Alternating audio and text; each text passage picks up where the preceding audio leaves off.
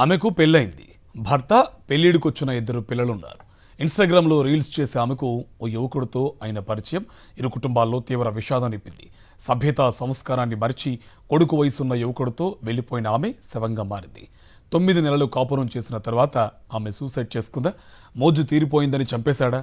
పట్టుబడతానని తానే సూసైడ్ చేసుకున్నాడా? అసలు వీరిద్దరి మధ్య గొడవకు కారణం ఏంటి? Watch this story.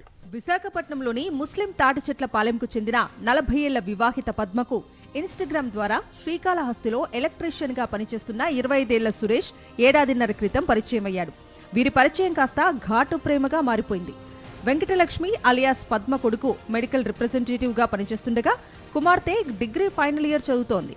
పెళ్లిడికి వచ్చిన పిల్లలు ఇంట్లో ఉన్నారన్న ఇంగిత జ్ఞానం లేకుండా ఇన్స్టా లవర్ కోసం పద్మ భర్త 2 పిల్లలను వదిలి సురేష్ కోసం శ్రీకాళహస్తికి వచ్చేసింది. పద్మ కనిపించకపోవడంతో కుటుంబ సభ్యుల ఫిర్యాదు మేరకు మిస్సింగ్ కేసు నమోదు చేశారు విశాఖ పోలీసులు. ఆమె శ్రీకాళహస్తిలో ఉన్నట్లు గుర్తించిన పోలీసులు ఆమెను తిరిగి కుటుంబ సభ్యులకు అప్పగించారు. అయితే సురేష్తోనే జీవితం కొనసాగించాలని భావించిన పద్మ లేఖ రాసి మరీ గతేడాది నవంబర్లోనే మళ్లీ శ్రీకాళహస్తికి వచ్చేసింది. కుటుంబ సభ్యులు బతిమలాడినా రానని తెగేసి చెప్పిన పద్మ సురేష్ను పెళ్లి చేసుకుంది. పద్మ సురేష్ పెళ్లికి శ్రీకాళహస్తిలోని సురేష్ తల్లిదండ్రులు సైతం ఒప్పుకోకపోవడంతో కైలాసగిరిలో వేరు కాపురం పెట్టారు.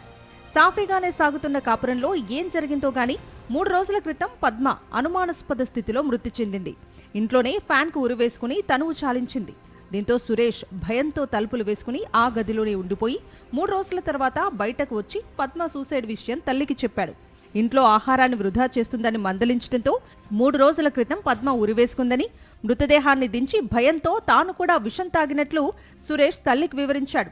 3 రోజుల తర్వాత మెలకువ రావడంతో బయటకు వచ్చానని చెప్పాడు.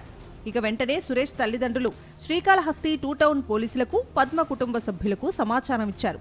సంఘటనా స్థలానికి చేరుకున్న పోలీసులు పద్మ మృతదేహాన్ని పరిశీలించారు. విషం తాగిన సురేష్ ను ఏరియా ఆసుపత్రికి తరలించగా చికిత్స పొందుతూ మృతి చెందాడు. సోషల్ మీడియాలో పరిచయాలు చివరికి ప్రాణాలు బలి కోరుతున్నాయని స్థానికులు చర్చించుకుంటున్నారు. అసలు పద్మది ఆత్మహత్య కాదన్న వాదనలు సైతం వినిపిస్తున్నాయి. మరి పోలీసుల ఇన్వెస్టిగేషన్లో ఏం తేలుతుందో చూడాలి.